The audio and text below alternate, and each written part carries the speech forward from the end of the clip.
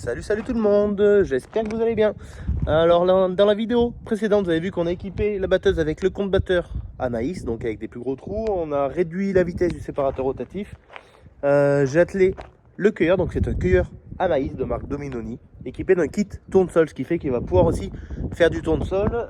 J'ai mis les réos sur les côtés pour pas qu'il y ait des pompons qui partent à droite à gauche. À l'arrière, il y a une grille pour pas qu'il y ait des pompons qui viennent en pagaille sur le convoyeur. Et maintenant on va monter le kit tournesol. J'ai jamais monté d'ailleurs le cueilleur à maïs, donc c'est un cueilleur à maïs, c'est pas un cueilleur à tournesol, je le redis.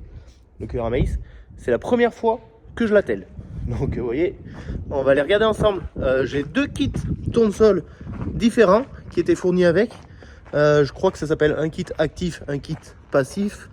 Dans l'idée, on va monter le kit passif, c'est le plus simple à monter. En fait, dans la saison, il va falloir assez souvent monter le kit, démonter le kit. Là, vous voyez, on est bientôt au mois d'octobre. J'ai pas encore moissonné un grain de tournesol. Et il y a du tournesol et du maïs qui vont arriver en même temps. Donc, je crois qu'il va falloir jongler. Monter le kit, démonter le kit, monter le kit, démonter le kit. Ça va être rigolo cette saison. Bon, les amis, je suis en train de sortir un peu toutes les pièces que j'ai là pour le cueilleur et je regarde de près. Donc, si je me trompe pas, ça, c'est le kit actif. Donc, il faut rajouter cette tôle.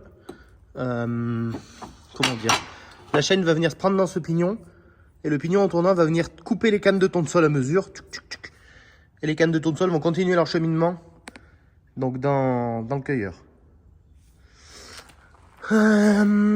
Ces plaques là, j'imagine qu'elles vont avec le kit actif, et là dans ce carton, si je me trompe pas, c'est le kit passif. Donc un petit déport pour que la chaîne se recentre dans le rang. Hop, et un couteau tout simple pour que les cannes de tournesol soient coupées en haut. Sur le cueilleur, on va mieux se rendre compte. Donc là, je démontais deux capots, mais bien sûr, il faudra tous les démonter. La petite plaque de déport, hop, qui va se mettre là et qui va déporter la chaîne.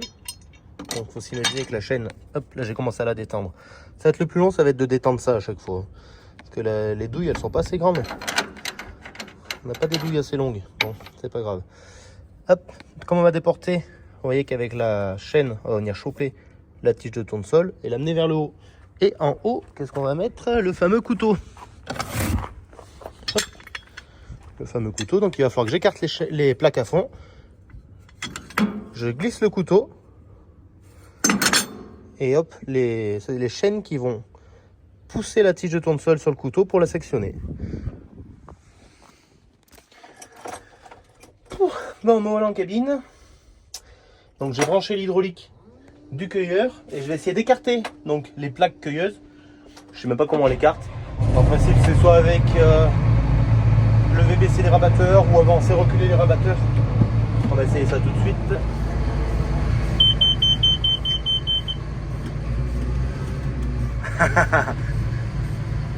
Mon pipou entre temps il m'a trouvé un cliquet qui va bien. Bon, très bien.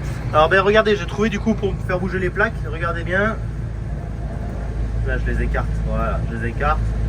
Je les referme. Donc c'est bien avec le bouton avancer, reculer les rabatteurs. Allez, je laisse écarter à fond.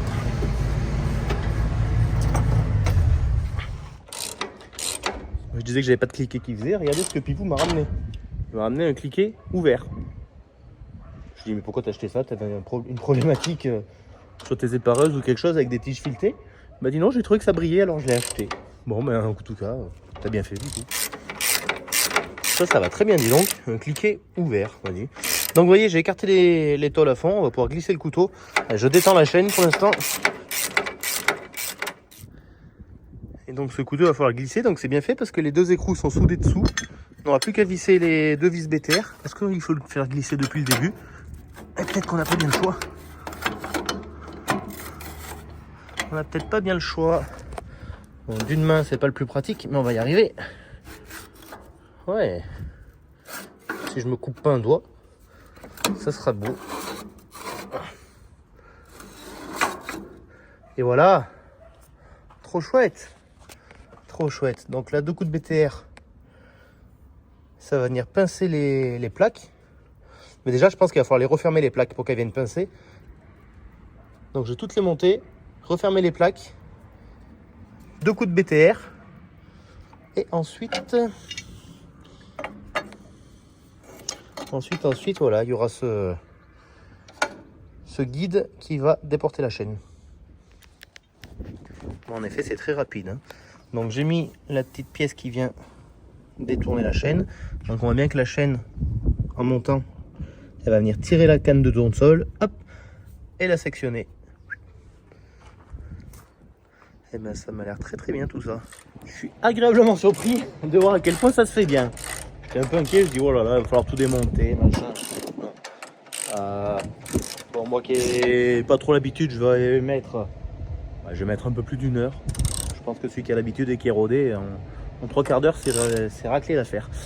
Et je me dis, mais en fait, je vous ai expliqué que je mettais cette tôle pour venir sectionner la tige, le petit déport pour déporter la chaîne, mais je vais vous dire, mais comment ça se passe en maïs au final? Je ne vous ai pas expliqué comment ça marchait pour le maïs. Donc je vais vous expliquer comment ça fonctionne pour le maïs et là vous allez peut-être comprendre. Donc voilà cet élément là que je suis en train de finir. Alors pour le tendre c'est pareil, hein. Il y a la petite réglette là, il faut que la rondelle du tendeur soit au niveau de la petite réglette.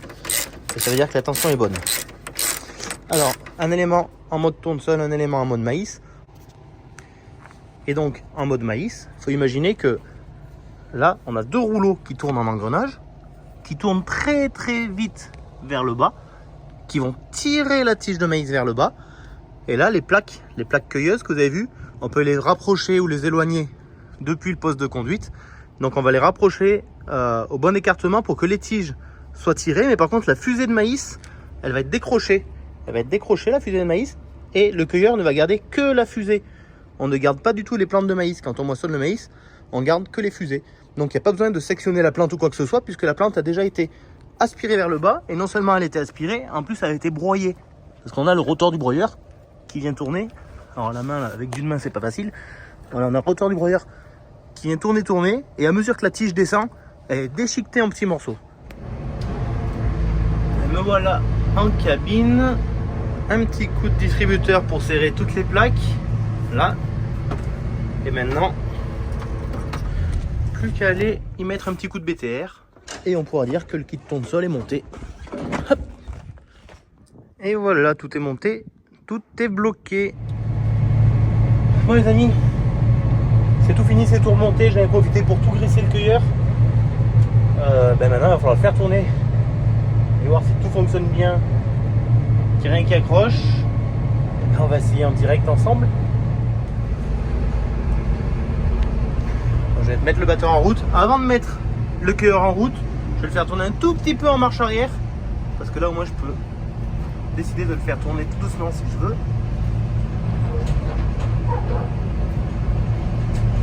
Et de voir si tout tourne et que rien n'accroche. Voilà. Donc déjà, en marche arrière, on peut voir que tout se passe bien. Pour faire tourner en marche arrière, moi c'est simple, il faut tirer ce levier qui est sur la gauche ici. Maintenant que je sais qu'en marche arrière tout se passe bien à petite vitesse, j'embraye le cueilleur et voilà. Bon ben voilà, je voulais bien tout faire tourner avant de mettre les capots. Donc on voit bien l'élément cueilleur, la chaîne qui est déportée, le couteau qui est fixe. Hop, je vais fermer la porte et maintenant on va essayer en accélérant.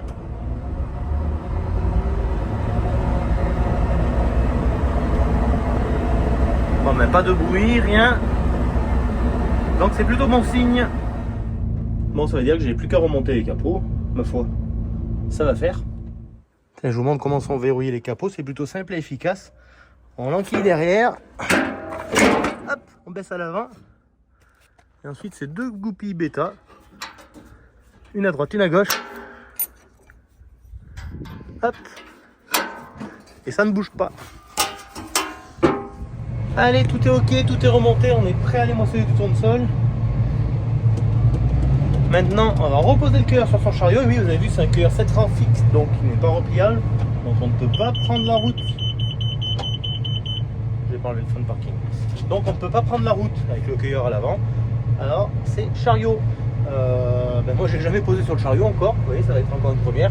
Je vais enlever du chariot pour l'atteler à la batteuse. Et là, maintenant, il y a Manu qui est là, donc Manu va me guider pour le remettre sur son chariot, histoire que je prenne le coup de main. Et voilà le chariot. qui a été modifié pour recevoir le cueilleur. Ben voilà, le cueilleur est posé, ben ça c'est très bien fait. Ça, déjà ça se pose bien, c'est une bonne chose. Donc bien sûr les becs on va les replier. Là je dis à Manu de le mettre bien dans le centre de la cour. Pour ça je vais avancer droit avec la batteuse, reculer droit sur le chariot. Et ça va me permettre de prendre des repères quoi. Parce que derrière, mis à part la caméra, il n'y a pas de caméra au crochet sur cette batteuse.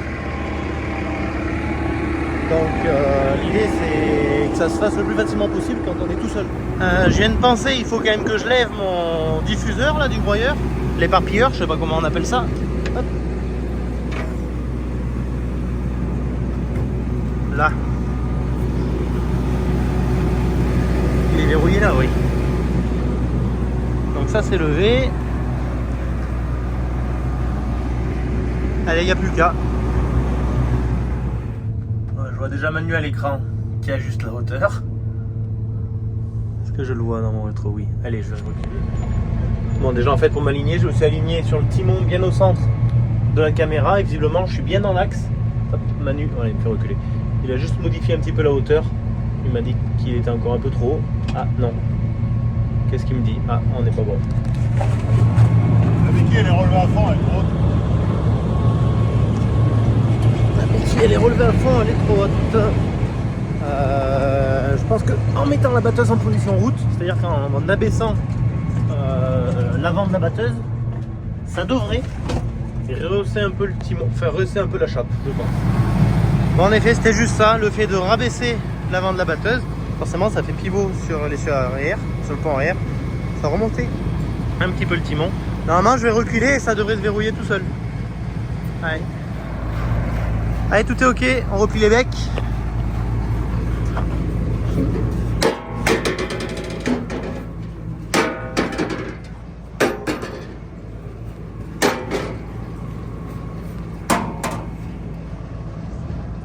Je vais voir de derrière la largeur que ça fait, mais logiquement, ça dépasse pas de la batteuse, ni d'un côté, ni de l'autre, et bien tout est bon. Allez, donc j'ai mis une petite attache là pour laisser les flexibles à l'intérieur du cueilleur et que ça se barre pas. Et donc cet après-midi c'est moisson de tournesol de semences.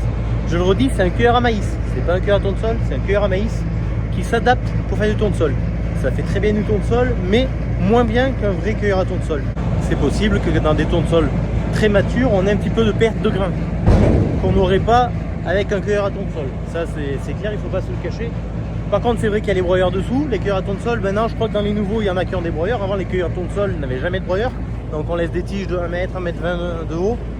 C'est des fois un peu compliqué quand on vient avec un tracteur après pour broyer ou passer le cover propre. Alors que là, c'est broyé, il n'y a plus rien qui dépasse. Enfin, il y a des petites tiges de 30-40 cm qui sont pas gênantes du tout. Quoi dire d'autre? Là, d'autant plus qu'on va dans des tournesols de semences qui sont plutôt humides. Il y aura zéro perte de grain au cueilleur. Ça, c'est sûr. Mais c'est vrai que c'est la très bonne alternative. Moi, pour ma part, je ne vais pas faire des centaines d'hectares de tournesol. Voilà, c'est polyvalent. Le même outil peut faire maïs et tournesol. C'est polyvalent. Ça va être problématique cette année. Au mois d'octobre, là, il y a encore plein de tournesol à faire et plein de maïs à faire. Ben, aussi bien pendant 2 jours, on fait du tournesol. Pendant 2 jours, on fait du maïs. On va démonter le kit, remonter le kit. Voilà. C'est la problématique, mais on n'a rien sans rien. Allez, sur ce, je vous laisse. Si vous n'êtes pas encore abonné, et ben on s'abonne les amis pour suivre la suite des actualités. De toute façon, la prochaine vidéo, je vais prendre le temps de vous en faire une sur la récolte des tournesols semences. Je vous dis à très bientôt dans une prochaine vidéo. Prenez soin de vous. Ciao, ciao.